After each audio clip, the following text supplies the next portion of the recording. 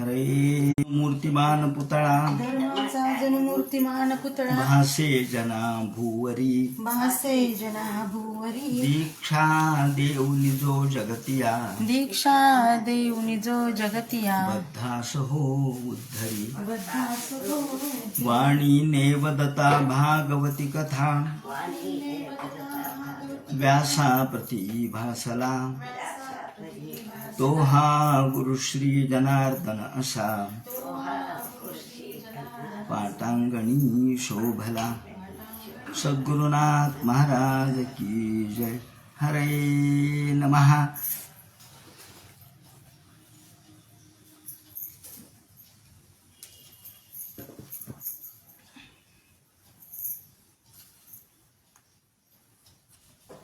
हरे नमः. श्रुतोवाच यो वै द्रोण्यस्त्र विपृष्टो न मातुरदेवमृतः अनुग्रहात् भगवतः कृष्णस्य अद्भुतकर्मणः. भगवान वेदव्यास वर्णन करून सांगू लागले आणि श्रुत शौनकादिकाचा संवाद चाललेला आहे. याप्रमाणे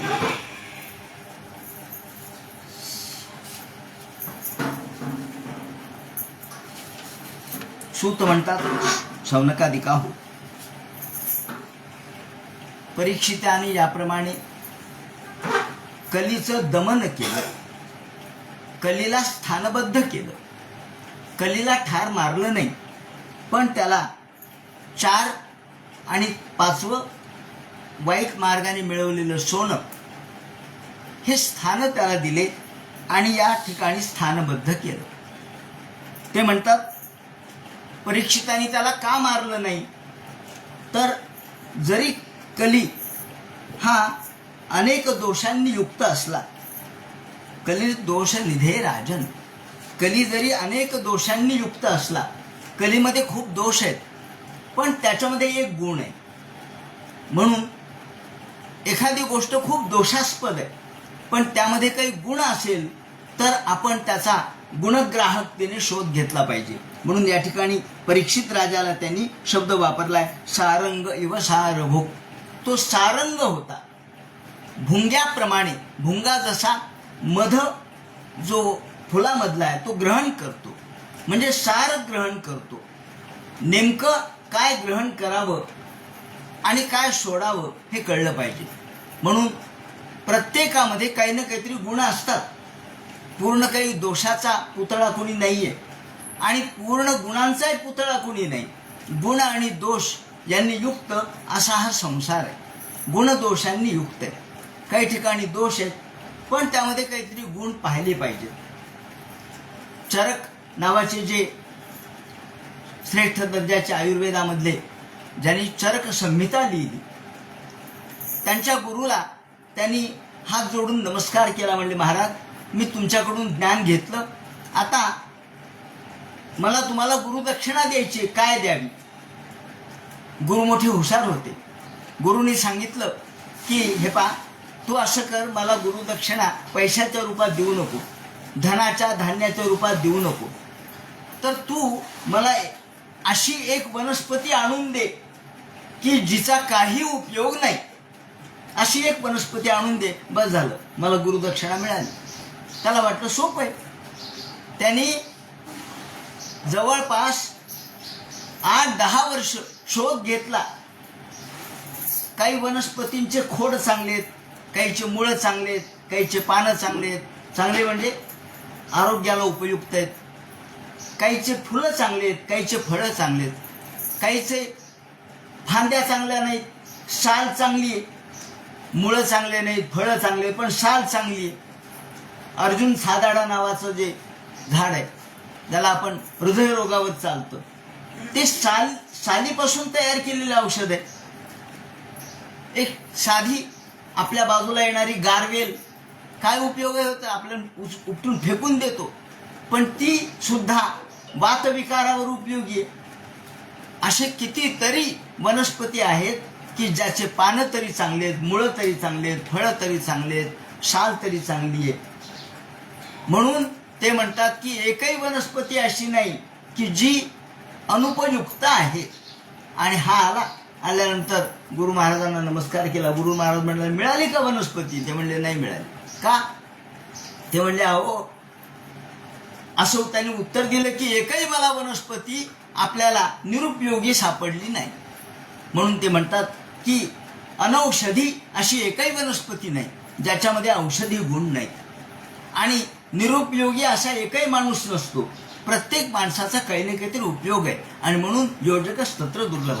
योजकत्व महत्वाचं आहे. या ठिकाणी परीक्षित राजांनी ओळखलं की जरी हा कली वाईट असला, दोष निधेर राजन, दोषाचा समुद्र आहे कली, पण त्यात एक महान गुण आहे.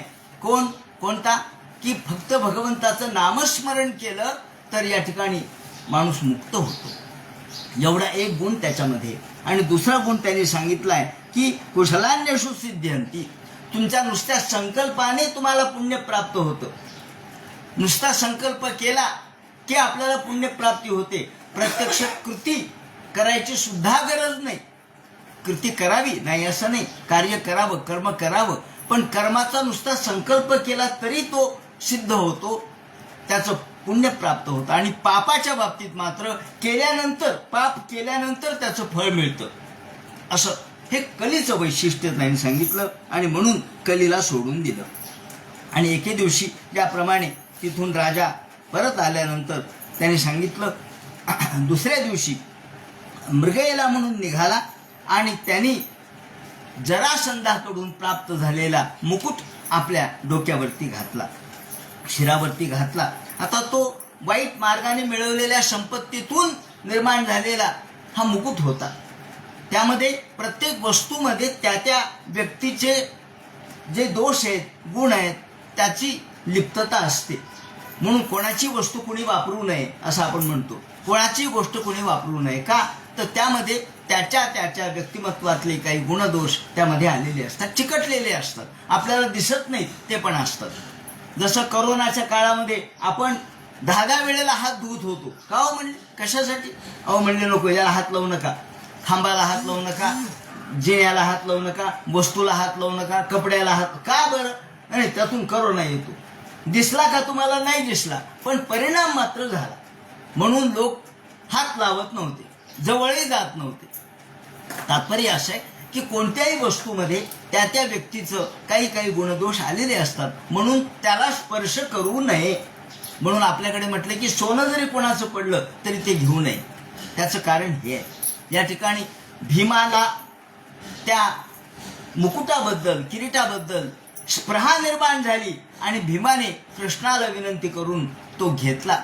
या ठिकाणी त्याच्या मुलाकडून तो प्राप्त करून घेतला खरा, पण भीमाने तो कधी घातला नाही. आणि आज परीक्षित राजाला इच्छा झाली.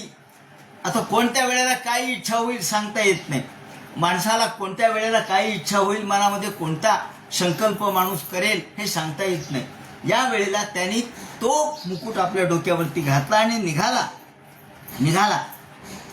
केवळ मृगया करावी. आणि कुठं काय चाललंय? अहो राजा आहे, मला अनेक गोष्टी बघायच्या असतात, कोण काय करतं हे पाहावं. म्हणून अहमी पृष्ठोर्य म्हणा भवद्भीर. आणि ते म्हणतात स्थानात्रयान परम प्राप्तम विप्रकीर्ण जटाछन्नम रौरवेणाजिने नच. त्या मृगया करता थकून गेला.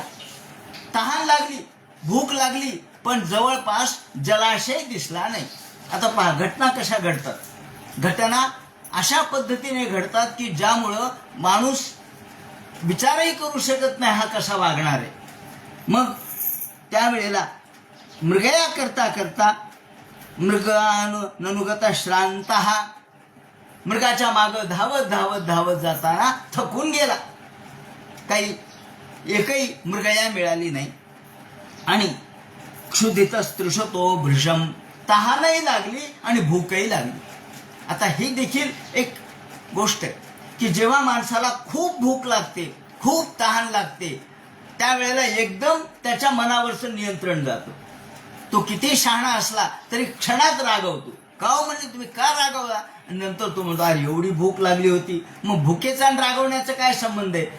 माणूस अस्वस्थ होतो, त्याला एकदम प्रचंड प्रमाणात राग, द्वेष मत्सर त्याच्या मनात निर्माण होतो आणि तो समोरच्या व्यक्तीवर म्हणा किंवा काय गोष्टीवरती तो राग काढतो. याप्रमाणे त्याला तहानही लागली, श्रांत थकून गेला, भूक लागली, तहान लागली आणि जलाशयमचक्षाणः एकही जलाशय त्या ठिकाणी दिसलं नाही. अरे पाणी पाणी पाणी शोधत शोधत शोधत गेले पण जलाशय काही सापडलं नाही.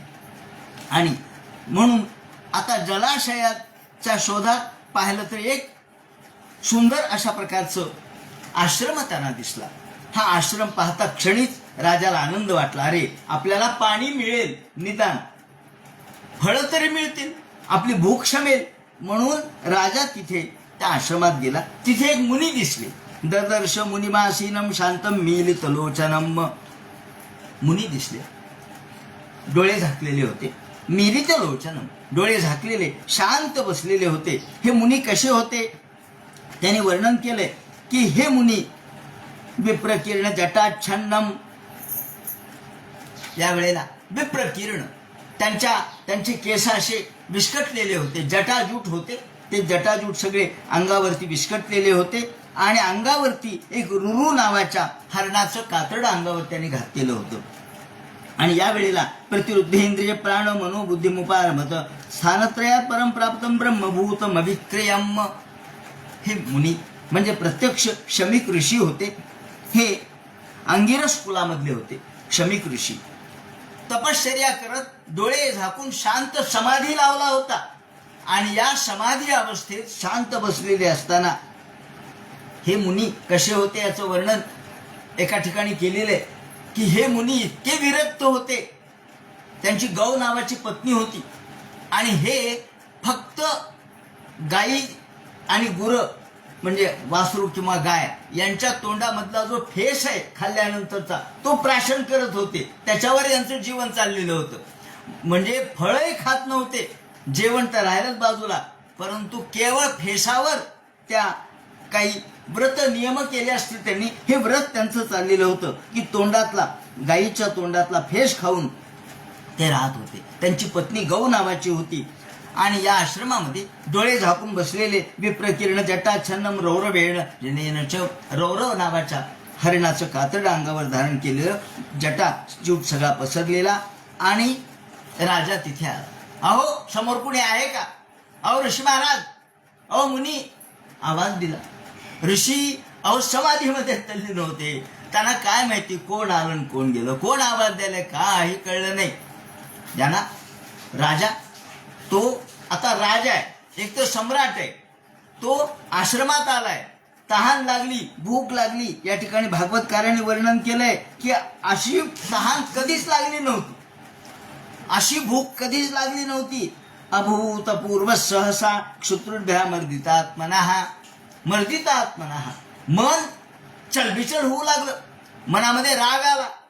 अशी तहान कधी लागली नाही. अहो काय तहान लागली, काय भूक लागली, अशी कधीच लागली नाही. असं काय झालं बरं? अहो घटना घडायच्या होत्या, भगवंताच्या मनात या सगळ्या घटना होत्या, पुढे होणार होतं म्हणून. आणि पूर्ण कंठ शुष्क झाला. विश्वताळुर्दकम, कंठशोष झाला.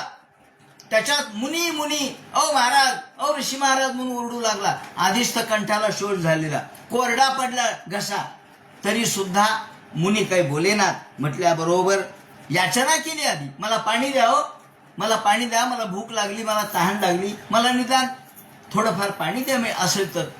कोणी काय उत्तर दिलं नाही. मग मात्र राजाच्या मनामध्ये आधीच सम्राट आहे मी, माझा अपमान झाला. अहो मी दारात आलो. आश्रम कशासाठी असतात? आश्रम श्रम कमी करण्यासाठी असतात. ज्यांचे श्रम, ज्यांना दुःख होतं, श्रम होतात, ते श्रम कमी करणं म्हणजे आश्रमाचं काम आहे. आणि इथं आश्रमामध्ये तर काहीच मिळेना. त्याने वर्णन केलंय, माझी अवज्ञा झाली. अवज्ञात मिवात्मानं मन्यमानश्चुकोपः. माझा अपमान झाला, मानभंग झाला. एक तर भूक लागली, तहान लागली. एक सामान्य माणसाला सुद्धा माणूस पाणी देतो. इथं तर मी राजा आहे, सम्राट आहे, आणि तरी सुद्धा मला जर कुणी पाणी देत नसेल तर बाकीच्यांची काय स्थिती आहे? म्हणून ते म्हणतात, अहो काही मिळालं नाही, अलब्ध तृणभूमी आली. राजा विचार करतो, या ठिकाणी नियम आहे आश्रम किंवा गृहस्थाश्रमामध्ये कसं वागावं. गृहस्थाश्रमाने समोर आलेला जर कोणी अतिथी असेल, अभ्यागत असेल तर तृणानी भूमी रुदकम, त्याला आधी बसायला आसन द्यावं. या महाराज बसा. आल्याबरोबर त्याचा शब्दाने सत्कार करावा. कोणालाही वाटतं मी समोर आलं की माझी दखल घ्यावी. का हो? कुणी आपण फोन केला, एखादी नाही घेतला, एक वेळेला 2 वेळा, आपण मग का हो माझा फोन उचलत नाही? म्हणजे प्रत्येकाला असं वाटतं की आपली दखल घ्यावी. माझा फोन आल्याबरोबर उचलावा, मी आल्याबरोबर या म्हणावं, कुणीतरी मला उत्तर द्यावं. ते म्हणतात तृणादी भूमी रुदकम. गृहस्थाश्रमामध्ये किंवा कोणत्याही आश्रम धर्मामध्ये आधी आलेल्या अभ्यागताला आसन टाकावं. तृण म्हणजे तृणाचं आसन, नाही व्हा मोठं आसन, पण निदान तृण तर टाका, एक चटई तरी टाका. भूमी रुदकम, भूमीवर बसवावं. पाणी द्यावं. पहिल्यांदा आधी कुणी येऊ त्याला बसवावं, त्याला पाणी द्यावं. वाघ गोड बोलावं. या ठिकाणी त्याने वर्णन केलंय की कशा पद्धतीने अलब्ध तृणभूम्यादी रसप्राप्त झसू नृता, गोड बोलावं. काय महाराज कुणीकडे आला, काय काम आहे विचारावं. का आलं की त्याच्या अंगावर कुत्र सोडू नये, त्याला येऊ द्यावं, बसावं, त्याला पाणी विचारावं. वाघ चातुर्याचे सुनृता, आपली वाघ चातुर्य गोड भाषेने त्याला त्याचे प्रश्न विचारावेत. आणि मग एतान्यपि शतांगे हे, शतांगे हे चांगल्या लोकांच्या घरी काय असतं हे त्यांनी सांगितलं. सज्जन लोक यांच्या घरामध्ये कसं वागावं किंवा कसं असतं, काय पद्धतीने अतिथीला त्या ठिकाणी त्याची सेवा करावी किंवा अतिथीला कशा पद्धतीने वागवावं याचे नियम आहेत. त्यात तृणानी भूमिरुदकम, वाक्य चातुर्याची सुंदरता. एतान्यपि शतांगे हे नोच्छिद्यन्ते कदाचन.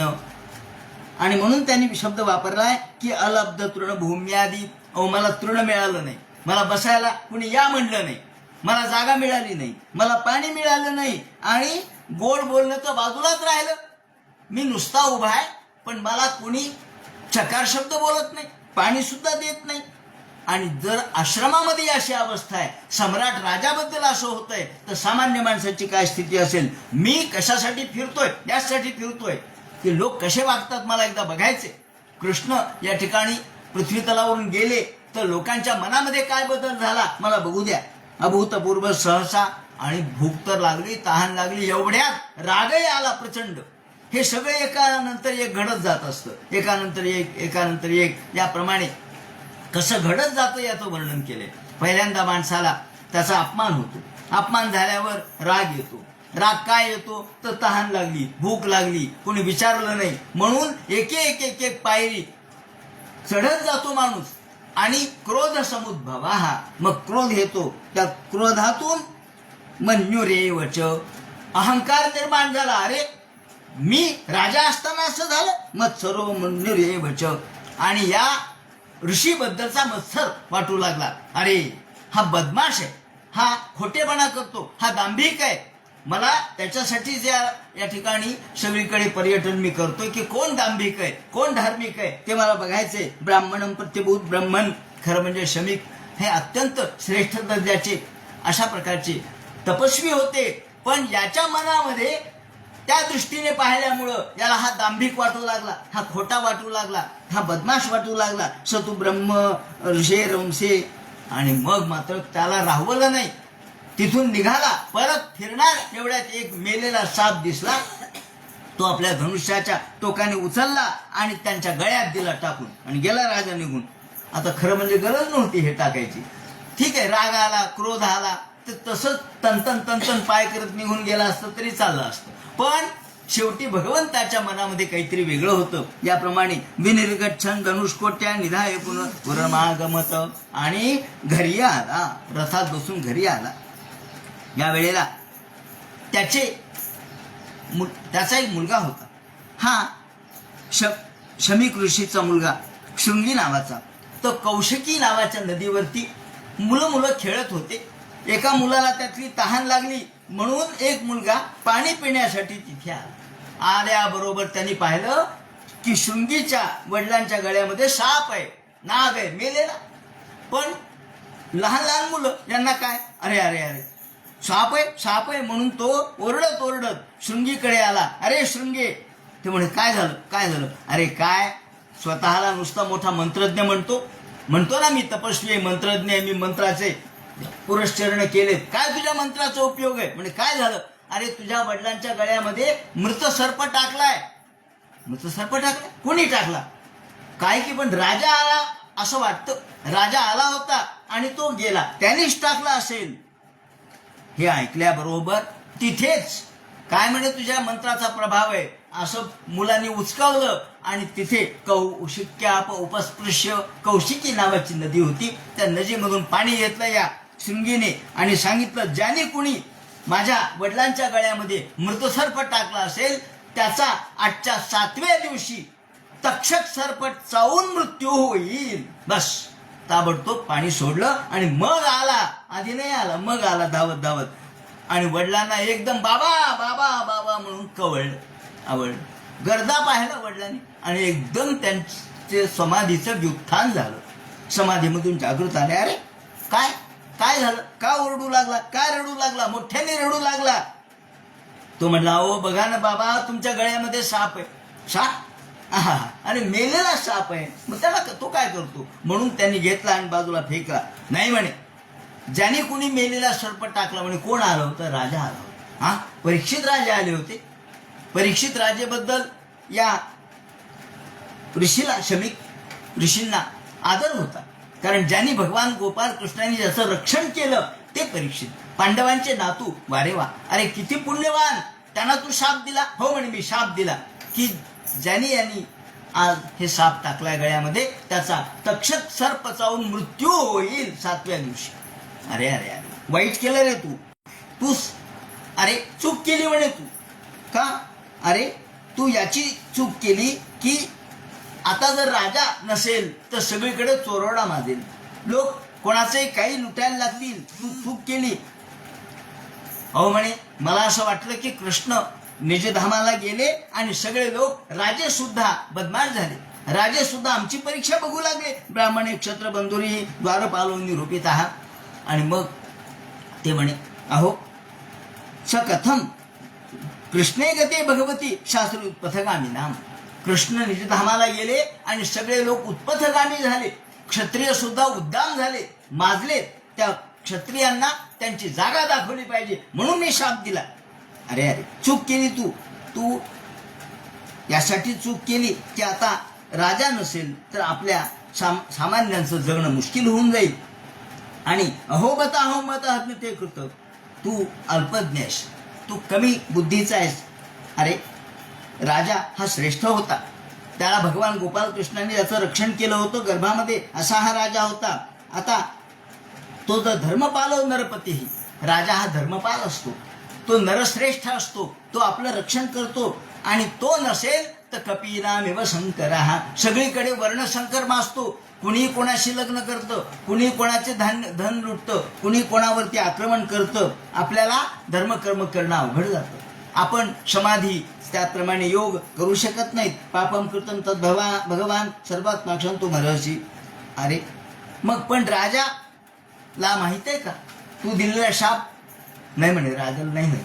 अरे राजाला माहित नाही तर बिचाऱ्याला कुणी सांगावं. जा जा जा सांगा बरं, असं म्हणून त्यांनी आपल्या मित्राला पाठवलं. गौरमुख नावाचा त्याचा मित्र होता. त्या गौरमुखाला सांगितलं, जा रे राजाला हा निरोप दे. राजे तोपर्यंत घरी आले. घरी आल्याबरोबर ढसा पहिल्यांदा पाणी पिलं आणि टोप काढून ठेवला. जसा टोप काढून ठेवला डोक्यावरचा तसा त्याच्या मनामध्ये बदल झाला आणि तो म्हणू लागला, अरे वाईटच केलं मी. का? अरे ब्राह्मणाचा अपमान झाला माझ्याकडून, मला काय अधिकार आहे? आता राजा विचार करू लागला. टोप काढून ठेवता क्षणीच मनात बदल झाला, परिवर्तन झालं. काय झालं? अरे पाणी पिलं आणि मग विचार केला की आपल्याकडून चूक घडली. महीपतिस्त्वथ तत्कर्मकर्यम विचिंतयान आत्मकृतम सुदुर्मनाः. अरे अरे अरे, अनार्यवत कृतम अहो मया नीच मनार्यवत कृतम निरागसी ब्रह्मणि गूढ तेजसी. अरे मला काय माहिती ब्राह्मण हे किती तपस्वी आहेत, त्यांचं तेज, त्यांचा मोठेपणा हे मला काय माहिती आहे. अहो ज्या ब्राह्मणाचं तेज आपल्याला माहीत नाही, त्यांचा मोठेपणा आपल्याला माहीत नाही, त्याप्रमाणे हे ब्राह्मण किती मंत्रज्ञ आहेत, गूढ तेजसी, त्यांची गूढत्व आपल्याला माहित नाही, त्यांचं तेज आपल्याला माहित नाही, आणि आपण त्यांची परीक्षा घेतली. खरं म्हणजे आपल्याला परीक्षा घेण्याचा काय अधिकार आहे? राजा हा राजा आहे खरंय, पण त्यांनी परीक्षा ब्राह्मणाची घेऊ नये. ब्राह्मण कधीही वंदनीयच आहेत, पूजनीयच आहेत, ते आदरणीयच आहेत. राजा मी क्षत्रिय आहे, ब्राह्मण आपल्यापेक्षा उच्च दर्जाचे आहेत, आणि याच्यातही हे मंत्रज्ञ आहेत, तंत्रज्ञ आहेत, योगी आहेत, त्यांचा अधिकार आपल्याला माहित नाही. विचिंतयन्नात्मकृतम सुदुर्मना, हा खरोखर मी वाईट आहे, मी दुष्ट आहे. स्वतः आता या ठिकाणी पश्चात्ताप म्हणतात याला, आणि पश्चात्तापेन शुद्धेती, पश्चात्ताप पुन्हा आपल्याकडून ही कृती घडणार नाही अशा पद्धतीने त्याच्याच मनामध्ये, आणि तो विचार करू लागला, अहो मला कोण शिक्षा करणार आहे? मी राजा आहे, मी एखादी चूक केली, गुन्हा केला, मला कोण शिक्षा करणार आहे? आणि मग आपल्याला जुन्या काळातली व्यवस्था लक्षात घ्यावी लागते. जुन्या काळामध्ये जेव्हा राजदंड राजा धारण करतो, राज्यासनावर बसतो, राजदंड हातात धारण करतो, त्यावेळेला 3 वेळेला तो म्हणत असतो, अदंड्योस्मी, अदंड्योस्मी, अदंड्योस्मी. मी अदंड्य आहे, मी सार्वभौम आहे, मला कोणी दंड करू शकत नाही. हातात दंड धारण केलाय, मी सगळ्यांना दंड करणार. या वेळेला कुलगुरू उठतात. कुलगुरू जसे रामाचे कुलगुरू वसिष्ठ, हे कुलगुरू उठतात आणि ते सांगतात, धर्मदंड्योशी, धर्मदंड्योशी, धर्मदंड्योशी. तू अदंड नाहीयेस, धर्म तुला दंड करू शकतो. धर्म तुझ्यापेक्षा मोठा आहे, व्यक्तीपेक्षा धर्म श्रेष्ठ आहे. व्यक्ती लहान आहे, पद कमी आहे, पदापेक्षा सुद्धा धर्माची सत्ता मोठी आहे. म्हणून जुन्या काळामध्ये देवाचे जे मंदिर असत, त्या देवाच्या मंदिरांचे कळस सगळ्यात उंच होते. घराचे कळस किंवा ज्याला आपण गोपुर म्हणतो ते खाली असायचे, आणि मंदिराचे कळस त्याच्यापेक्षा उंच. का? तर मंदिर म्हणजे धर्मपीठ आहे, हे धर्मपीठ सगळ्यात मोठं आहे. हा धर्मपीठाचा अपमान योग्य नसतो.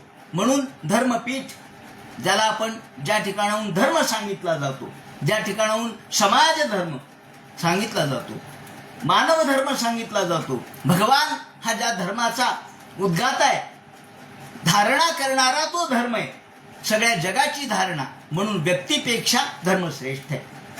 म्हणून नमो धर्माय महते, आपल्याकडे धर्माला नमस्कार केलेला आहे, व्यासांना नमस्कार आहे, सरस्वती देवीला नमस्कार आहे, आणि नमो धर्माय महते, धर्माला नमस्कार आहे. धर्म अनुकरण, धर्माचं अनुसरण करणारे जे वेदज्ञ आहेत, ब्राह्मण आहेत, योगी आहेत, त्याचप्रमाणे तपस्वी आहेत, त्यांना नमस्कार आहे. या ठिकाणी हा नमस्कार कशासाठी आहे? तर त्यांचा मोठेपणा मान्य करण्यासाठी आहे. या ठिकाणी महीपती शब्द वापरलाय. महीपती, हा महीपती होता, पृथ्वीपती होता, पण धर्मपती नव्हता.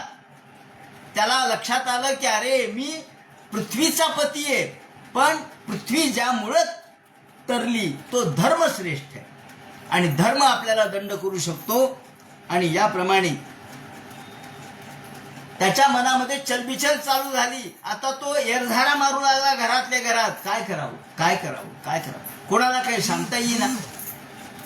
आपण चूक केलेली काय सांगावी? अहो मया, मनालाच वाटलं की अरे अरे मी चूक केली असं वाटलं पाहिजे, ज्याला पश्चात्ताप म्हणतात. माझं काहीतरी चुकलंय, मी चूक केलीये. अहो मया नीच मनार्यवत कृतम, अनार्यासारखं वागलो मी.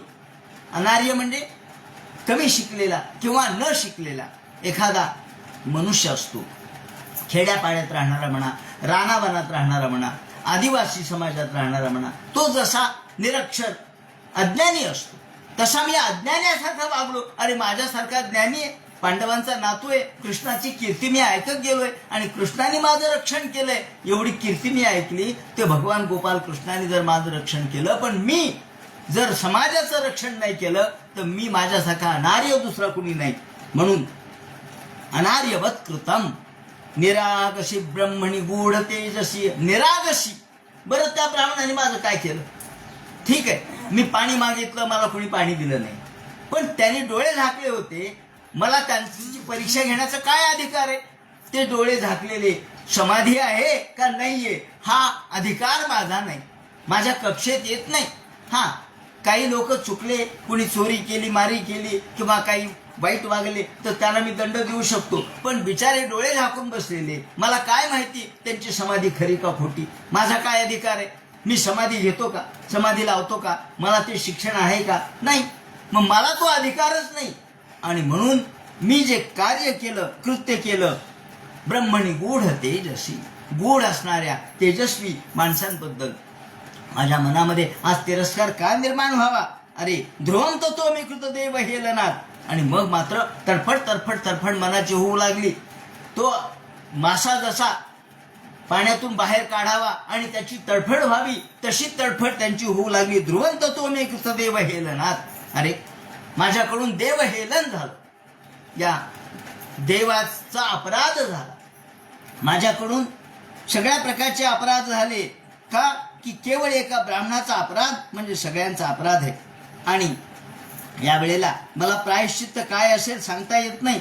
ते म्हणतात की मला देव माझ्यावर रागावलाच असला पाहिजे आणि दुरात्ययन व्यसनाती दीर्घात लवकरच माझ्यावर मोठं संकट येणार, कारण माझ्याकडून अपमान झाला ऋषींचा, मला नक्की कोणत्या तरी संकटाला सामोरं जावं लागणार. कदाचित माझ्याकडून काहीतरी मोठा अपराध झाला, त्या अपराधाचा काहीतरी मला नक्की परिणाम भोगावाच लागणार. देवराज्यम बलवृद्ध कोशम. आणि मग मात्र तेवढ्यात या ठिकाणी गौरमुख आला आणि गौरमुख आल्याबरोबर त्यांनी द्वारपालाला सांगितलं, महाराज मला राजाला निरोप द्यायचा आहे. द्वारपाल तिथे उभे होते. काय निरोप द्यायचा आहे? द्या. त्या द्वारपालांनी सांगितलं, जा आतमध्ये. आतमध्ये गेला गौरमुख आणि त्यांनी सांगितलं, महाराज तुम्हाला ऋषींचा शाप आहे, आजच्या 7व्या दिवशी तक्षक सर्प जाऊन तुमचा मृत्यू होईल. ऐकल्याबरोबर एकदम त्याच्या मनामध्ये चक्क प्रकाश पडला. बस आता बस झालं, बरोबर मी म्हणतो त्याप्रमाणे मला अपराधाची शिक्षा मिळाली, दंड मिळाला, मला शाप मिळाला. बरं झालं, कारण मला शाप देणारा दुसरा कोण होता? मला पाहणाराही कुणी नव्हता आणि त्यामुळे शाप देणारा कुणी नव्हता. पण ब्राह्मणाने मला शाप दिला. बरं झालं. का? अद्यैव राज्यम. आता हे राज्य नको, हा कोश नको, हा मोठेपणा नको, हा टोप नको, हे किरीट नको, ही खजिना नको, काही नको, सगळं देऊन टाकलं. ताबडतोब आपल्या मुलाला बोलावलं, जन्मेजयाला, त्याला राज्यावरती बसवलं आणि त्याला सांगितलं, प्रकोपित ब्रह्मकुलानलो मे, प्रकोपित ब्रह्मकुलानलो मे. ब्राह्मणाच्या शापाने माझं कुळ मात्र दहन होऊ नये. आता पहा, याही वेळेला त्याला वाटू लागलं, मला जी शिक्षा झाली, माझा मृत्यू झाला, बरं झालं, माझा मृत्यू सांगितला, माझ्या कुळाला कोणता धक्का लागू नये. ब्रह्मकुल ब्राह्मणाच्या शापाने कुलन समूलन दहती, सगळं कुळ नष्ट होत असतं. पण बरं झालं, कुळाला काही धक्का लागला नाही, मलाच तेवढा शाप झाला.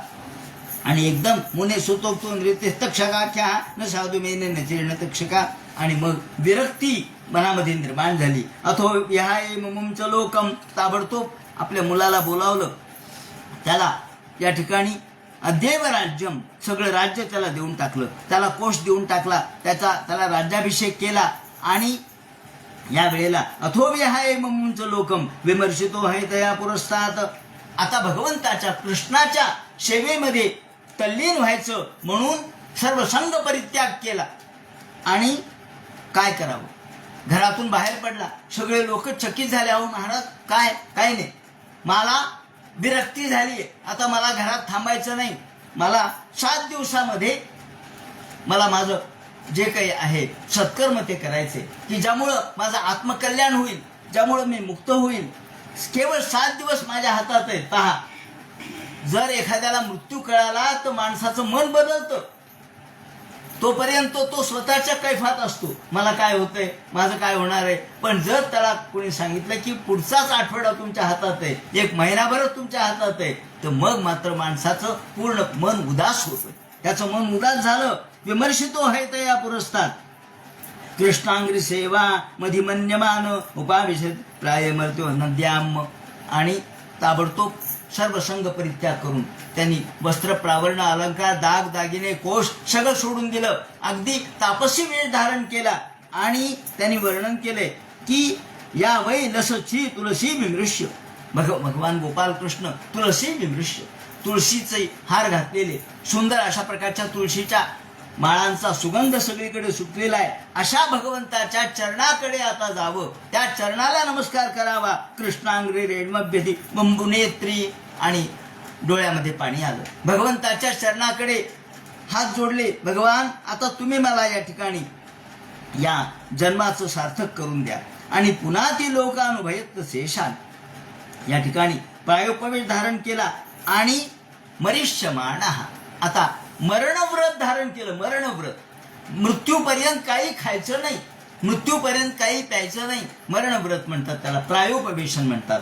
याप्रमाणे पुन्हा ती लोकानुभयत शेषान कस्ताम सेवेत मरिष्यमाण, आणि गंगेच्या तटाकावरती आले. आता या ठिकाणी गंगेच्या तटाकावर आले असं सगळीकडेच वर्णन आहे, पण या ठिकाणी जीव गोस्वामी यांनी यमुनेच्या तटाकावर आले असं म्हटलंय. कारण त्या हस्तिनापुरापासून यमुना जवळ आहे, म्हणून कदाचित यमुनेच्याच तटाकावर आले असतील आणि यमुनेला गंगा म्हटलं असेल. पण जे काय असेल ते गंगेच्या तटाकावर आले. त्या ठिकाणी जीव गोस्वामी यमुना शब्द वापरलाय. इथे व्यवच्छिदस्य पांडवे या, आणि लोकांना कळालं की राजा परीक्षित राजा, सम्राट असलेला, पृथ्वीपती असलेला सर्वसंग परित्याग करून निघाला म्हटल्याबरोबर त्या गंगेच्या तटाकावर ही गर्दी आली. त्या गंगेच्या तटाकावर लोकांची गर्दी सुरू झाली. लोक त्यांना भेटायला आणि राजाचं दर्शन घ्यायला, राजाला भेटण्यासाठी येऊ लागले. कोण कोण आले त्या ठिकाणी वर्णन केलेलं आहे. प्रायोपवेशम पती विष्णुपद्याम, आणि भगवंताच्या चरणाशी तो शरण आला. आल्याबरोबर त्या ठिकाणी अनेक ऋषी मुनी वेदज्ञ सगळे जमा होऊ लागले. त्यामध्ये राजर्षी आले, देवर्षी आले, तपस्वी आले, महानुभावा मुनी असे शिष्य, मोठमोठे महानुभाव आले. आपल्या शिष्य प्रशिष्यांना घेऊन आले. मुनिव्रतो मुक्त समस्त संघा, सगळीकडे चर्चा. काय राजाने राज्य सोडलं? हो, गंगेवर आले. कशासाठी? अहो, त्यांनी प्रायोपवेशन धारण केलं, मरणव्रत धारण केलंय. असिधारा व्रत आहे. अहो, हे काय साधं व्रत आहे का? तलवारीच्या पात्यावर चालणं जितकं अवघड तितकं हे व्रत अवघड आहे. आणि मग प्रायण तीर्था बिगमोपदेशही स्वयं तीर्थाने पुरंती संता, आणि याप्रमाणे सगळेजण या ठिकाणी येऊ लागले, सगळे भेटू लागले. कोण कोण आले ते म्हणतात, अहो इतके मुनिवर्य त्या ठिकाणी आले की प्रायण तीर्थाभिगमापदेशही, या तीर्थावर आले. तीर्थाने स्वयंही तीर्थाने पुनंती संता, तीर्थ ज्यामुळं पावित्र्य तीर्थाला प्राप्त होईल असे लोक आले, ज्यामुळं तीर्थाला तीर्थत्व प्राप्त होईल असे लोक आले, तीर्थाला सुद्धा पुण्य प्राप्त करून देणारे या ठिकाणी लोक आले. कोण कोण आले त्याचं वर्णन केलेलं आहे. अत्रि वसिष्ठाश्चवना, अत्रि आले. अत्रि आपल्याला माहिती आहे, ज्यांच्यापासून प्रत्यक्ष दत्त जन्माला आले, हे अत्रि आले. वसिष्ठ आले, प्रत्यक्ष रामाचे कुलगुरू ते आले. च्यवन आले, या च्यवन महर्षी ज्यांनी या आपल्याला सुकन्या आख्यानामध्ये माहिती आहे की ज्यांनी या च्यवनप्राश तयार केला, हे च्यवन महर्षी. त्यानंतर पुढे अंगिरा आले. अंगिरस कुळामधले क्रमांक 1चा हे अंगिरा आहेत. शरद्वान हे कोण आहेत? गाधीज म्हणजे विश्वामित्र आले. शरद्वान म्हणजे अंगिरस कुलीन 24वा वंशज आहे. मुद्गल, उतत्थ आणि शरद्वान, याप्रमाणे शरद्वान आले. त्यानंतर भृगू आले, ज्यांनी भगवंताच्या छातीवर लाथ मारली असे भृगू आले. ते म्हणतात शरद्वान, नेमीर, अरिष्ट नेमी आले, भृगू आले, अंगिरा आले. पराशर व्यासांचे वडील आले. गाधीसुतोथ, गाधीसूत म्हणजे विश्वामित्र, गाधीजी कुळामधले ते आले. त्याप्रमाणे राम प्रत्यक्ष परशुराम आले. उतत्थ आले. या ठिकाणी अंगिरस पुत्र आहेत उतत्थ, बृहस्पतीचा ज्येष्ठ बंधू. बुध बृहस्पतीची आपण पूजा करतो श्रावण महिन्यामध्ये, त्या बृहस्पतीचे ज्येष्ठ बंधू म्हणजे उतत्थ, अंगिरस पुत्र ते आले. गौतम आले, अरिष्टनेमी आले, अगस्त्य आले. त्याप्रमाणे कुंभयोनी म्हणजे अगस्त्य, कुंभयोनी नाव आहे त्यांचं, कारण मित्रावरुणाचे पुत्र होते. एकदा यज्ञ प्रसंगी उर्वशीकडे पाहून त्यांचं स्खलन झालं. त्याचा एक भाग या कुंभामध्ये पडला आणि दुसरा भाग बाहेर पडला. कुंभात पडला त्यांच्यापासून अगस्त झाले आणि बाहेर पडला त्यांच्यापासून वसिष्ठ झाले. ज्या अगस्त्याने समुद्र प्राशन केलं आणि विंध्य पर्वताला, अगस्त्य हे उत्तरेतून दक्षिणेकडे आले. येताना उंच उंच पर्वत होते. पाहिल्याबरोबर पर्वताला म्हणले लहान हो, आणि पर्वत लहान झाले. अगस्त्य दक्षिणेकडे आले आणि सांगितलं मी परत जाईल, तोपर्यंत तुम्ही लहानच राहा. पण अगस्त्य पुढे तिकडे गेलेच नाही. त्यामुळे आपल्याकडले पर्वताची उंची लहान आहे म्हणतात, कमी आहे. तिकडची उंच उंच आहे उत्तरेकडची, पण आपल्याकडची दक्षिणेकडची लहान आहे. हे विंध्य पर्वताला त्यांनी लहान केलं आणि राक्षसावर विजय मिळवला आणि नहुषाला सर्प होशील असा आशीर्वाद त्यांनी, असा शाप यांनी दिलेला होता. याप्रमाणे मेधातिथी हे आले. इंद्र प्रमद आले. व्यासांच्या शिष्य परिवारातील पहिलांचे शिष्य होते. व्यासांचे जे प्रमुख 4 शिष्य त्यापैकी त्या पहिलांचे शिष्य होते. वृक्ष संहितेचे 2 भाग करून त्यांनी इंद्र प्रमती आणि भास्कर त्यांना शिकवल्या. म्हणून ऋग्वेदामध्ये 2 शाखा आहेत, एक शाकर आणि दुसरं भास्कर. शाकर शाखा आणि भास्कर शाखा. तर शाकर शाखा प्रामुख्याने सर्वत्र प्रचलित आहे. भास्कर जे आहेत पण कमी आहे. हे देशपांडे 60 चौकातले देशपांडे हे भास्कर शाखेचे. तेव्हा हे मांडुक्य हा त्यांचा शिष्य. जनार्दन यांची जी मुलगी होती ती भास्कर शाखेमध्ये दिली होती. भास्कर होती देशपांडे घराण्यात दिली होती. असो, त्याप्रमाणे अनेक देवर्षी इधमवाह, मेधातिथी, मनुस्मृतीवरचे टीकाकार.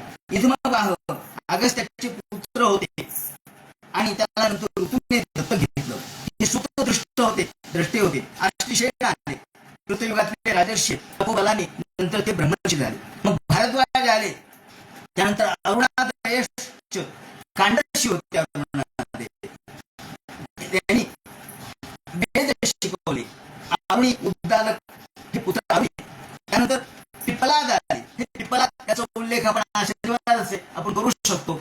आपण म्हणतो कोण असता पिंगलो बब्रू कृष्ण माधवरिष्ठनेश्वरो मंदः पिपलादेन संस्थितः.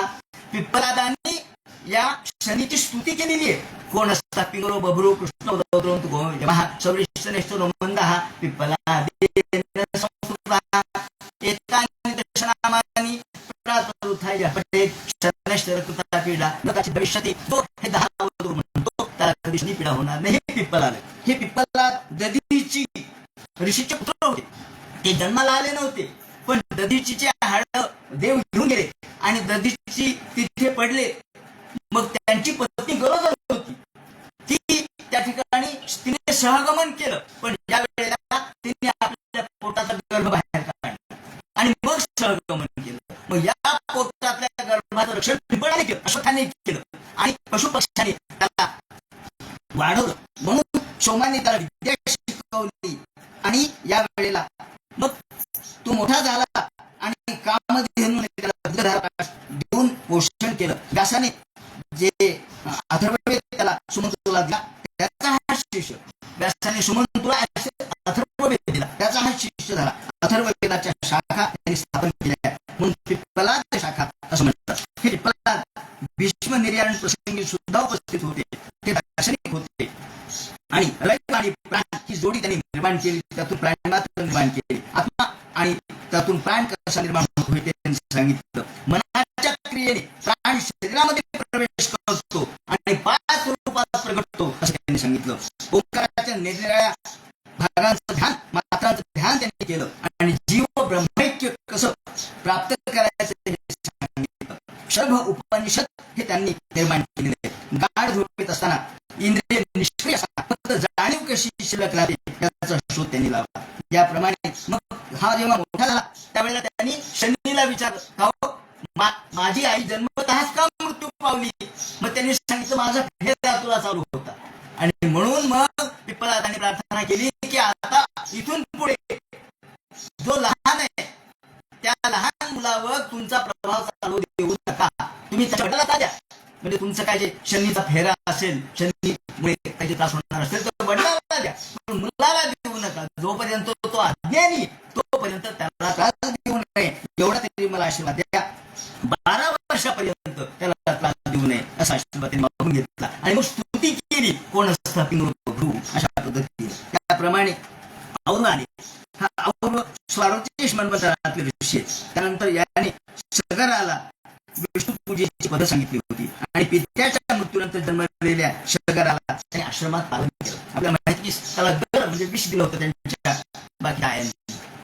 असो, याप्रमाणे मैत्रेय आले, वैपायन व्यास आले, नारद आले आणि एवढे सगळे ऋषी गण या ठिकाणी गोळा झाले आणि या वेळेला राजाने सगळ्यांचं स्वागत केलं. या महाराज, या महाराज, या महाराज. काय लेखक लोक आले, किती महत्वाचे, किती मोठमोठे राजर्षी, देवर्षी, खंडर्षी, त्याप्रमाणे वेगवेगळ्या प्रकारच्या ज्ञानी असलेले योगी हे सगळे आले आणि मेधावी देव हे सगळे आले. अन्यचे देवर्षी, ब्रह्मर्षी वर्या, देवर्षी, राजर्षी, ब्रह्मर्षी, कांडर्षी, त्याचप्रमाणे अरुणादेश, नानार्षी, प्रवरां समेता अनेक प्रवर, प्रवर म्हणजे बुद्धिमान अशी मंडळी या ठिकाणी आली आणि गच्च सगळा परिसर भरला, पूर्ण नदीचा तटा गच्च भरला आणि राजाने सगळ्यांना नमस्कार केला. महाराज सुखोपविष्टेत आणि प्रणाम, मी तुम्हाला नमस्कार करतो. राजा म्हणतो, सगळ्या उपस्थित ऋषीवर्यांचं, मुनिवर्यांचं मी स्वागत करतो, नमस्कार करतो. आणि मला फक्त आता आपण सगळे एवढे जमा झालेले ज्ञानी, ज्ञानबुद्ध, तपोबुद्ध आहात, तर मला फक्त एका प्रश्नाचं उत्तर द्या. आता 7व्या दिवशी माझा मृत्यू आहे, ज्याचा मृत्यू अगदी निकट आलाय, समीप आलाय, जवळ आलाय, जो म्रियमान आहे, मरणारच आहे, अशाने कोणतं साधन करावं तेवढं मला सांगा आणि एवढं साधन मला सांगा, मी मुक्त होईल. अहो वयम रूपाणाम, खरोखर मी धन्य झाला तुमच्यासारखी मंडळी. अहो एक ऋषी भेटायचे तर त्यासाठी 12-12 वर्ष तपश्चर्या काही वेळा ते ऋषींची भेट होत नाही. इथं तर हजारो ऋषी माझ्या समोर आले, महत्तमानुग्रहशीला, आणि मला आशीर्वाद देण्यासाठी एवढे सगळे आले. खरोखर माझ्यासारखा भाग्यवान मीच. राज्ञाकुलम ब्रह्म पाद शौचार. तुम्ही खरोखर एक एक ऋषी म्हणजे खरोखर एक एक तीर्थ आहे आणि तीर्थाला देखील तीर्थत्व देणारे आपण आज या ठिकाणी आला. मला ब्राह्मणाचा शाप झाला आणि म्हणून मला यत्र प्रसवतो भयमाशु धत्ते. आता भय, माणसाला भय वाटत राहतं. भय का वाटतं? शापामुळे भय वाटतं. आता या शापाचा परिणाम काय होईल कळत नाही, परंतु गंगाची देवी आम्ही या गंगाच्या तटाकावरती आलोय आणि आपल्यासारखी मंडळी मोठमोठी या ठिकाणी उपस्थित आहेत, तर मला भय नाही वाटत. आता फक्त मला एकच सांगा, उत्तर मुख दक्षिण कुल असते. या ठिकाणी गंगेच्या दक्षिण तटाकावर पूर्वाग्र कुश आसनावर उत्तर मुखाने राजा बसला आणि हात जोडले त्यांनी.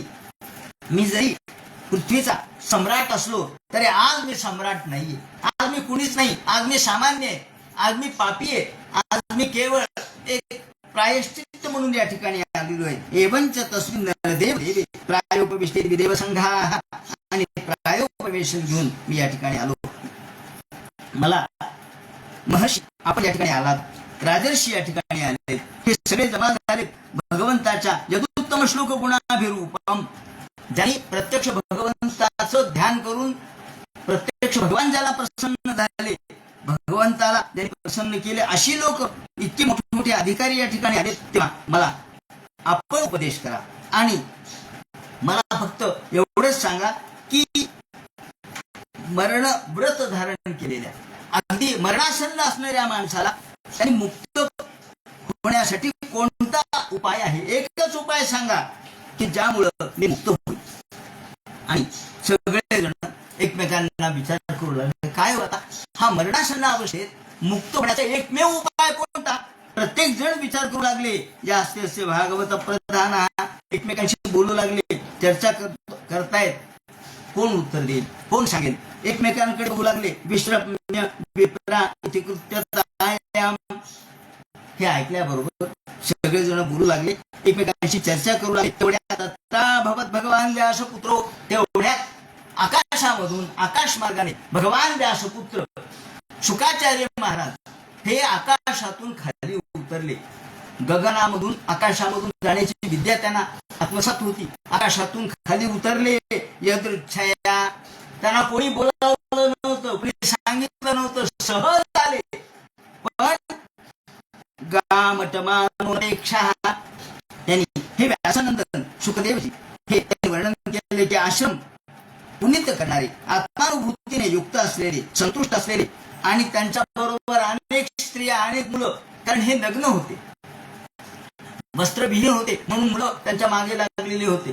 पण जेव्हा त्यांना या सर्व लोकांनी उठून नमस्कार केला, अभ्युत्थान दिलं, या या या महाराज, अरे 16 वर्षाचं वय होतं, त्या ठिकाणी वर्णन केले. अलक्षलिंगोनी दिला होतो हे तम बेस्ट वर्षम सुकुमार पाद, अत्यंत नाजूक अशा प्रकारची चर्या होती. पाय अत्यंत नाजूक होते, शरीर अत्यंत सुंदर होतं आणि लांब अशा प्रकारचे हात होते. आजान बाहू सकपोल गात्रम आणि सुंदर अशा प्रकारची मूर्ती होती. स्वप्रानंदम कंबू सूर्यात कंठम, शंखाप्रमाणे त्यांचा गळा होता आणि निगूढ जतुम तुंग वक्षस, उत्तुंग अशा प्रकारची छाती होती आणि त्यांची नाभी अत्यंत सुंदर होती. बलभूतरांची गूढ अशा प्रकारची होती. दिगंबरम वक्र विकीर्ण केशम, केशपाश मागे टाकलेले होते, विकीर्ण पाठीवरती टाकलेले होते.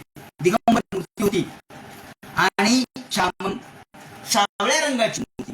सदापीच वयोंगलक्ष्म्या स्त्रीणाम मनोदमृत्यू स्मितेनं हसत हसत स्मित हास्य करत करत बसून खाली आले आणि कुठल्याही प्रकारची बोलावलं नाही, कुणी सांगितलं नाही, कुणी सवरलं नाही, सहज आले. ही सहजता जी आहे ती भगवत कृपा असते.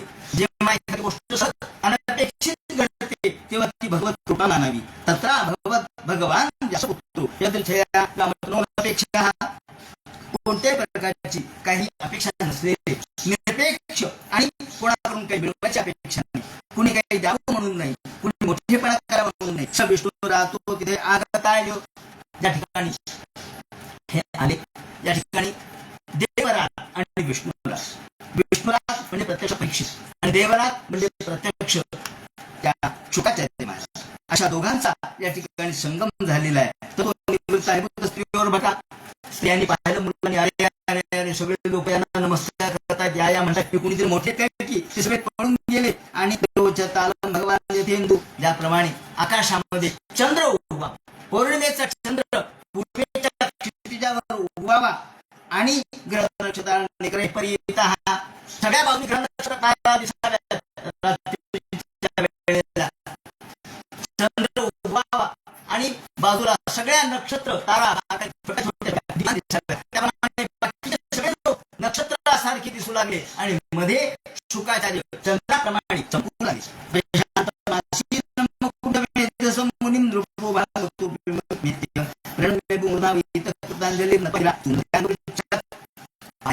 बरोबर त्या ठिकाणी खाली उतरले. अहो जे गोदोहन मात्र थांबणारे, कुठेही असले न थांबणारे असे आणि सहज फिरणारे, वारा जसं कुठे थांबत नाही तसे कुठे न थांबणारे होते.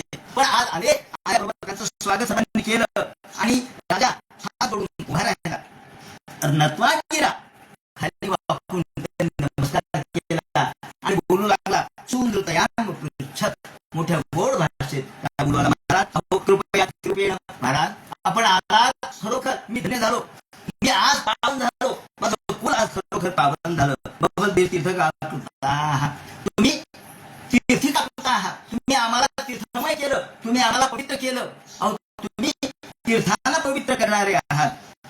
तीर्थापेक्षा तुमचं महात्म्य मोठं आहे. तीर्थाचं तीर्थत्व देणारे तुम्ही आहात. येशाम संस्मरणात अहो तुमचं नुसतं स्मरण केलं तरी घर शुद्ध होतं. शुकाचार्य यांचं नुसतं स्मरण करा, घर शुद्ध होतं, मन शुद्ध होतं, भावना शुद्ध होतात. येशाम संस्मरणात सध्या ताबडतोब मन शुद्धीचा उपाय म्हणजे तुमचं नाव आहे. तेव्हा पुनर्दर्शन पाहतो आणि तुमचं दर्शन किती अवधी आहे, किती दुर्लभ आहे तुमचं दर्शन. तुम्ही या ठिकाणी उपस्थित राहणं, तुमचे पाय या ठिकाणी लागणं हा फार मोठा माझा दैवयोग आहे. आणि पुनर्दर्शन स्पर्शन पादशौचासनादी आणि आज मला तुमची पूजा करायला मिळते, तुमची पाद्य अर्घ्य पुष्करांनी पूजा करायला मिळते. तुमचं सानिध्य मला मिळते, हा फार मोठा महायोग. माझ्यासारखा खरोखर मला वाटलं मी महापापी आहे, माझ्यासारखा पूजा कोणी नाही. संतो नश्यन्ति